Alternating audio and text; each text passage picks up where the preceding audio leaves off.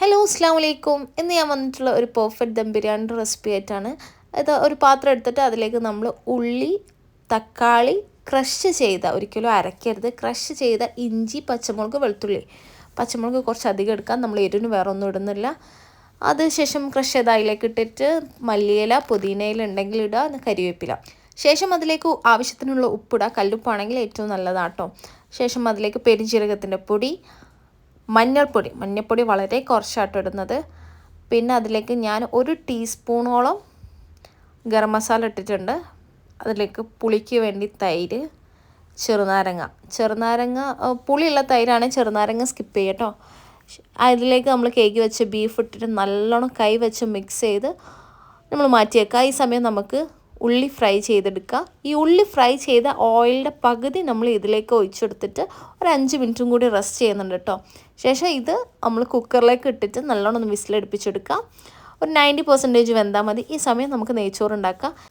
നെയ്ച്ചോറ് ഉണ്ടാക്കുമ്പോൾ ശ്രദ്ധിക്കേണ്ടത് നമ്മൾ ഫ്രൈ ചെയ്ത അതേ ഓയിൽ, അതായത് ഉള്ളി ഫ്രൈ ചെയ്ത അതേ ഓയിൽ തന്നെയാണ് നമ്മളിതിലെടുക്കുക. ഞാൻ 2 കപ്പ് അരിയാണ്, 1 കപ്പ് അരിക്ക് 1 കപ്പ് എന്നുള്ള വെള്ളത്തിലാട്ടോ ഞാൻ ഇവിടെ നെയ്ച്ചോറ് ഉണ്ടാക്കിയെടുക്കുന്നത്. ഉള്ളി പൊരിച്ച ഓയിലും അതിലേക്ക് പട്ട, ഏലക്കായ് മാത്രം ഇട്ടിട്ടുള്ളൂ കേട്ടോ ഞാൻ. അതിനുശേഷം ചൂടുവെള്ളം ഒഴിച്ചിട്ട് നമുക്ക് പാകത്തിന് ഉപ്പിട്ടിട്ട് നെയ്ച്ചോറാക്കി സെറ്റ് ചെയ്യാം.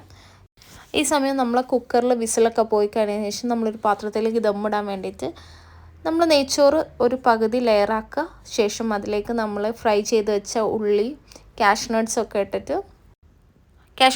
ഇട്ട് നമ്മൾ സെറ്റ് ചെയ്യാം. വീണ്ടും ഇതേ പ്രോസസ്സ് തന്നെ റിപ്പീറ്റ് ചെയ്യുക. ലാസ്റ്റ് ലെയറിലും നമ്മൾ ഇതേപോലെ മുകളിൽ ഉള്ളിയും കാഷ്യൂ നട്ട്സൊക്കെ ഇട്ട് ദമ്മിടാൻ വേണ്ടി. ഈ സമയം ഞാൻ ഇവിടെ തീ ഓൺ വെച്ചതാട്ടോ. ശേഷം ഇതിലേക്ക് നമ്മൾ ദമ്മ് ഇടാൻ വേണ്ടി പ്രോപ്പറായിട്ട് കവർ ചെയ്തതിന് ശേഷം ഒന്ന് ആവി വരുന്നവരെ ഹൈ ഫ്ലെയിമിൽ നമ്മൾ ഇത് വെച്ച് കൊടുക്കുക.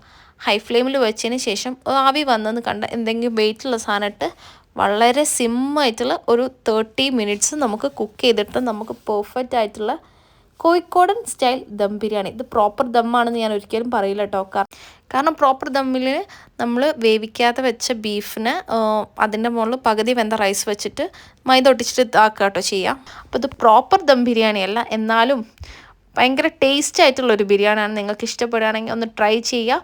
ഫീഡ്ബാക്ക് കമൻറ്റ് ബോക്സിൽ അറിയിക്കുക. നിങ്ങൾക്ക് എൻ്റെ ചാനൽ ഇഷ്ടപ്പെടുകയാണെങ്കിൽ like, share, subscribe. Thank you for watching.